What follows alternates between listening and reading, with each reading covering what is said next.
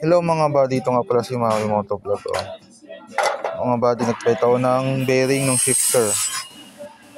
Sorry sa background, maingay talaga dito kasi yung work namin dinala namin sa bahay. Pero okay lang naman yun. Anyway, back to the ito. Nagpalit ako ng bearing sa shifter.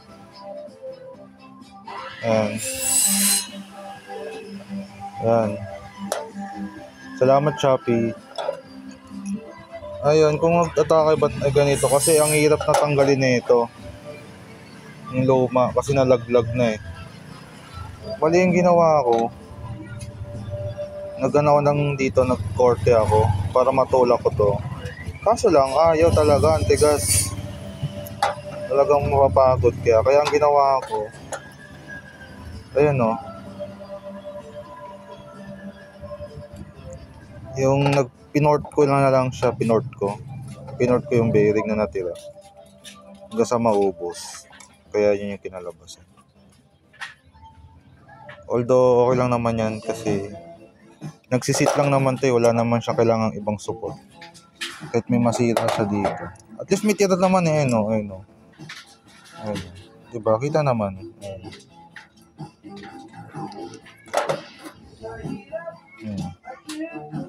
may pagsisitan pa yung sa likod. Hindi naman totally inubos eh. Nag-cut ka lang ng onti. Tapos sa loob, ayan, medyo may sira-sira siya.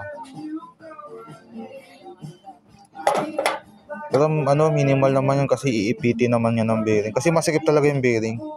Hindi pwedeng maluwag kasi halag talaga to at masisira yung shifter. Kaya masikip talaga siya. Then, suksok na natin. Ayun, tsaga-tsaga lang, dahan-dahan lang ng pukpok.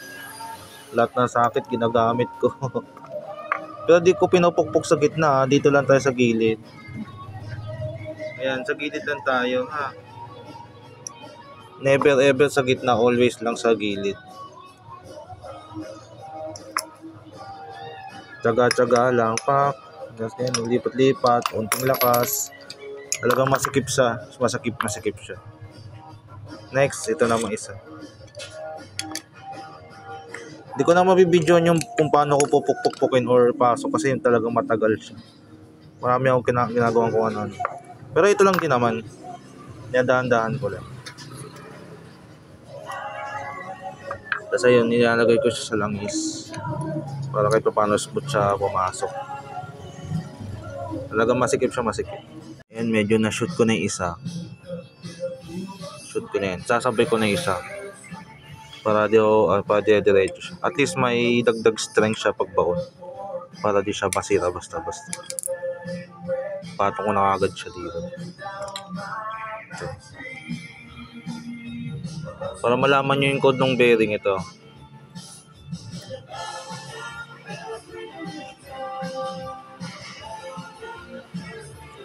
Diling ko na lang yung Shopee kasi medyo malabo yung sulat eh.